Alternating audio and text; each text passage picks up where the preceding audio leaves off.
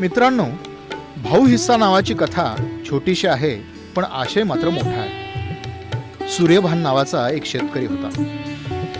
त्याच्या एकत्र कुटुंबांच्या मालकीच्या अनेक ठिकाणी जमिनी होत्या, परंतु आजोबांच्या पासूनच कुटुंबात वाटण्या झाल्या नव्हत्या.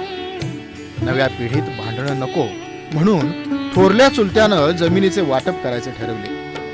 स्वतःला 5 मुलं असणाऱ्या थोरल्या चुलत्यानं मला जास्त मुले असल्याने जास्त जमीन मिळाली पाहिजे असं सांगून टाकलं. 4 भावात मिळून 10 मुले असल्याने जमिनीचे एकूण 10 हिस्से करावे व त्यापैकी 5 हिस्साची जमीन आपल्यालाच मिळाली पाहिजे असे थोरल्या भावाचे म्हणणे होते. शेवटी भांडण दिवाणी कोर्टात गेलं. कोर्टाने मात्र 4 भावांचे 4 हिस्से पाडले व प्रत्येकाला 1/4 हिस्साची जमीन देऊ केली. मित्रांनो, स्वतःच्या मनाला येईल ते तत्व लावून स्वार्थी भूमिका घेण्याचा प्रयत्न कुटुंबातील अनेक जण करीत असतात.